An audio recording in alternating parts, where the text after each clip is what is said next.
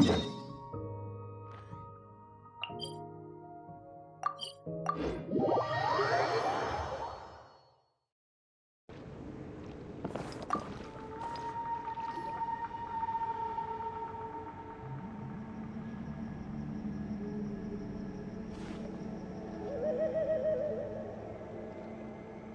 everyone. Ah, Granny. You're back. So, no good news for me, then? You saw right through me. The Traveler collected a lot of spirits, and I checked all of them one by one. None of them matches Leela's description. I figured. It was written all over your face. It's alright. I didn't exactly have high hopes for the needle in a haystack approach anyway. Leela's condition is still stable, but we're not really getting anywhere. Well, luckily, I made some progress on my end. Leela's parents told me that he made a new friend recently, and apparently he's been out of the house for days at a time. On one occasion, they secretly followed him and saw him and his friend tinkering around with something at a camp. Yeah, some guy who goes by the name Kokuchu, dressed in what looked like Inazuman attire. Is this really all I'll need, Mr. Kokuchu? Based on my studies of the ancient texts, hypersensitivity is usually treated with desensitization therapy. So, I figure there's no reason it shouldn't work in reverse. Now, for a poor chap like yourself... Is it risky? You're the spirit duffer, not me. All right, but I do have one last question. What's in this for you? People like me obviously don't have much clout in this tribe, so it's not like I can offer you much in return. You think I'm looking for a reward? Oh, my good sir, take a look at my face. Isn't the... What? What's written there? Just a friendly guy who's happy to help. What? So some random guy from Inazuma just felt like helping Leela cure his spirit deaferness? Hypersensitization therapy, huh? What a novel idea. Could that really work? Not on Leela by the looks of things. It's anything but novel. Our tribe used to offer it as a treatment once upon a time. But it was so fraught with risks and had such an abysmal success rate that it was eventually outlawed. As for this Kokuchu fellow, I'm sure he has his own agenda. Leela's parents gave me the address of the camp, so I went and checked it out. There were clear traces of spiritual energy. And also, look what I found. What's this? A broken shard. Probably from a weapon or some sort of ceremonial implement. You feel that? It might look old, but it has extremely strong traces of spiritual energy. Leela must have used this as his medium. It would definitely explain how a spirit duffer like him was able to trigger a clairvoyant experience. Wait, there's something else.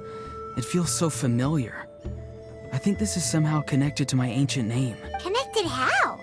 Is it like a shard of an ancient name? No, more like...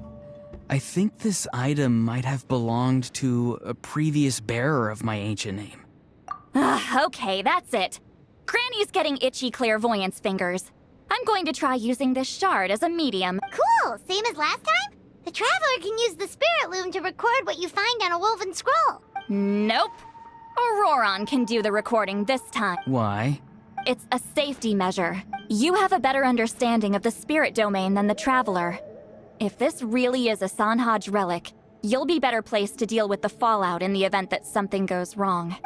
See, Paimon? Told you Granny has a soft spot for the Traveler. Look at her not wanting to put her in danger.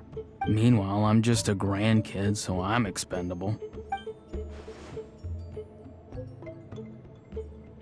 Hey, what are you blabbing on about? Sorry, Granny. I'm ready now. Then let us begin.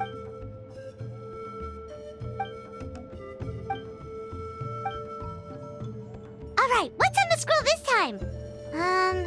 Looks like a broken bow covered in flames. Hey, don't you think one of the pieces looks just like this shard? You're right! It seems to be from the body of the bow. I saw a bow just like this in one of Granny's scrolls. Yes, it's the weapon Sanhaj used in the Battle of the Mare Javari. I guess that proves it. This shard is a bona fide Sanhaj relic. Good old Sanhaj. The relic's spiritual energy was fluctuating very strongly, but I wasn't in any danger at all. The Traveler probably would have been fine as well. Now that's a true hero, huh? Generations later and the stuff he used to own is helping to treat spirit duffers. I still think there's more to this story, though. Well, okay, we saw the full bow just now, right? Maybe he wanted to see it too, so he could track down the other pieces. I don't know if he'd have anything to gain by doing that. Even if they're Sanhaj relics, I still doubt he'd have much use for a broken bow. Also, why use a spirit duffer in that case? You're basically setting yourself up for failure. Huh? Layla's body is responding! Let me take a look. I can sense a spirit being drawn to the relic. Looks like Granny's plan is working. Leela's spirit is being drawn to the bait. In that case, let me try again. This time using both Leela's body and the shard as mediums. You can do it, Granny. I'm ready to go too. You got the itch too, huh? Plus, Auroron went last time. It's only fair to take it in turn. Fine by me. We know it's safe now, so you shouldn't have any problems. All right, if you insist. Be my guest. Just let me know when you're ready.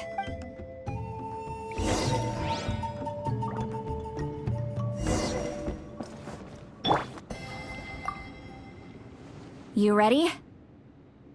All right.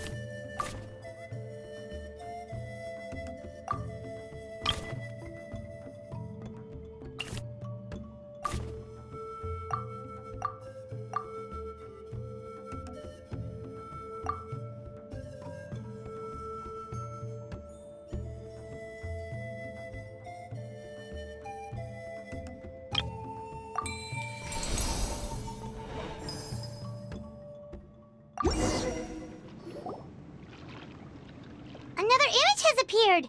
This one is a map. A map?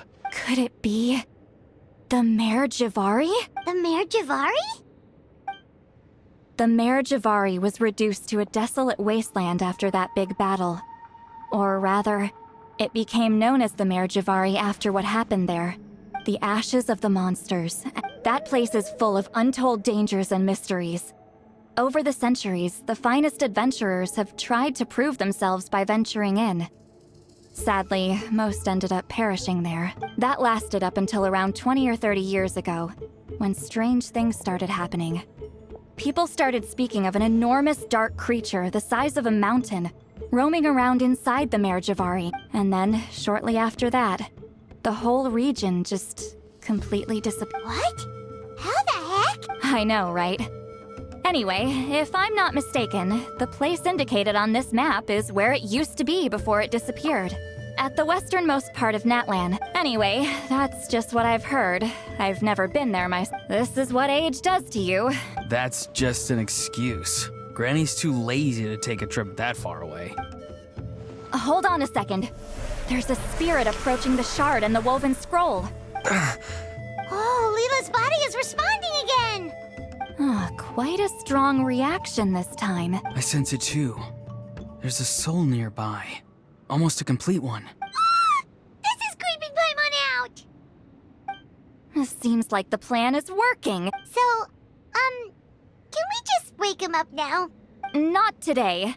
You might think bringing a spirit back into its body is like pouring water from one bottle into another, but it's far more complicated than that. I need to borrow a ceremonial sword and make some other preparations. It'll take me about 2 days, but don't worry.